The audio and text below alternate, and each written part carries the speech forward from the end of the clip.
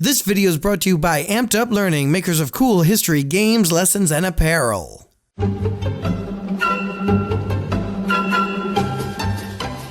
Hola, Inglaterra! Hello, Spain. How are you? Oh, muy bien. Especially after finishing my home renovations. Your what? Jesus! You like? I was worried it was a bit much, but then I don't know what to do with all this gold and silver from my New World colonies. It's disgustingly opulent. You want to see disgusting? Check out Francis' casa. Are those beaver pelts? See, thousands of them. Either that or a few dozen Wookiees. Hey, pessoal, what are you guys yapping about? Oh, nada, Portugal. Just telling Inglaterra here how lucky he is to be a tiny, cloudy, isolated island. You two seem chummy. I thought you were over each other's throats over who was going to control South America. We had some help working out our differences. You will stay on your side, and you will stay on your side, and no more of being a stupid, capiche? Capiche. What now? Oh, look who just bought themselves some ships. The Dutch and the Swedes. See, you're better off here in your own little yard watering your little plants. I mean, come on. Who's ever heard of a British Empire?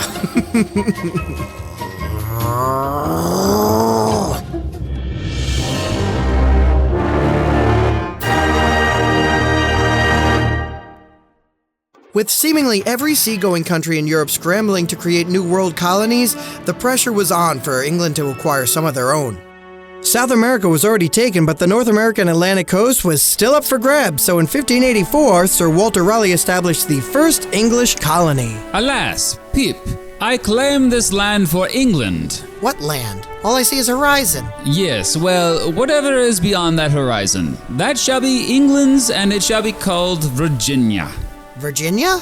After Her Royal Highness, Queen Elizabeth, the Virgin Queen. Weird flex, but okay. So all of this theoretically became the Virginia colony.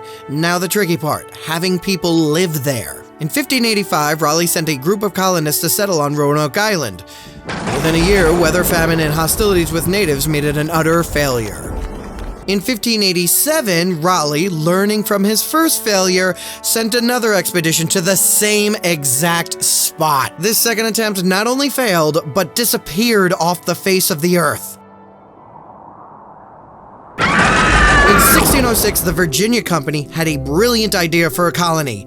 How about not starting it at Roanoke? King James I granted them a royal charter, and they were off. Led by Captain Christopher Newport, the Susan Constant, Godspeed, and Discovery set out for North America, arriving in the Chesapeake area in 1607. This looks great! Easy access to the bay, defendable on 3 sides. Here, it's a swamp. So? It's literally the only land that the Indians won't live on. So? That's not even a tree. It's a swarm of mosquitoes. Do you want us to settle at Roanoke? Because if you don't shut up, I'm settling us at Roanoke. So they settled at what would be called Jamestown. But who would be in charge? The Virginia Company sealed and kept secret their choices for the colony's leaders, partially to make sure that those not chosen to lead couldn't back out, and also because they loved reality dating shows. And the final rose for the Jamestown Leadership Council goes to John Smith? Me? Not you, Don Smith. Considering John Smith had been confined to quarters for trying to incite a mutiny on the journey over, this was awkward. I guess you turds are gonna have to untie me now. And it was a good thing they did. John Smith was important for establishing a fairly good relationship with the local Powhatan Indians, though there were occasionally language and cultural barriers. Please don't kill me, please don't kill me, please don't kill me, please don't kill me, please. Father, what did you do to him? Nothing, Pocahontas. I just did the whole I got your nose trick and he started freaking out. Almost immediately, the Jamestown settlement faced serious problems. See, these settlers were here to strike it rich, which left little time for other concerns like, I don't know, food. Hey, John, are you gonna eat all of that? Yes, that's why it's on my plate. Okay, it's just I was out looking for gold all day and I don't have anything to eat. Okay, give me some gold and I'll give you some food. I didn't find any gold, nobody has. So can I get some food? You can get out of here, that's what you can get. Yo, John, let me get a bite of your supper. No, it's not my fault you were looking for gold all day. Hey, I wasn't looking for gold. I was hunting for beaver. What do you think of it? Great looking pelt. Why don't you eat the animal it was attached to?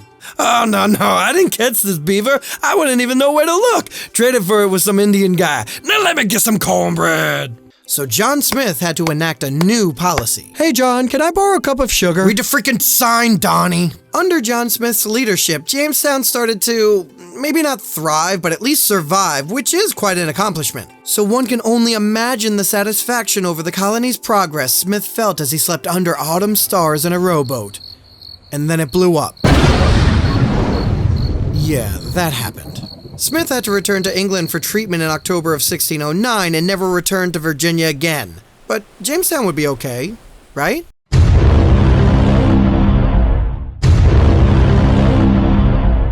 Welcome back, class. My name is Mr. Betts, and that was the Virginia Colony, Part 1, part of my new series called Colony Chronicles. Hey, how you like my new shirt? He who does not work, neither shall he get good grades.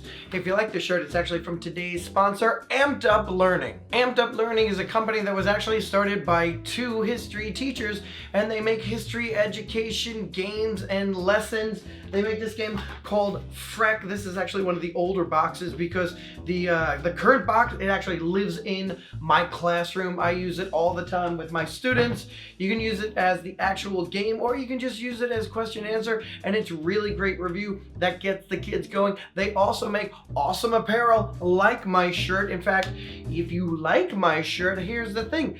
They want to give one away to Mr. MrBettsClass viewers. So what you need to do, after you've liked this video, after you subscribe to this video, let me know in the comments what colony I should do after part 2 of the Virginia Colony. We'll say I'll keep it open until the 22nd of November 2019, then I'll shut it down, take all of those names, throw them in a randomizer, and pick one. The only catch, you have to be living in the United States for postage reasons, but other than that, boom, this shirt could be yours. And if you don't feel like waiting, or you're trying to find that perfect gift for the history geek in your life, I'm gonna put the link down below to their website, and anything you buy, use the code BETS15 for 15% off your purchase. Again, Amped Up Learning, it's a company started by actual history teachers. They know what they're doing, so please check them out.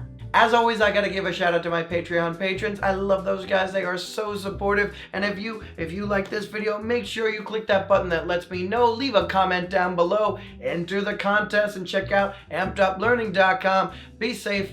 I'll see you next time.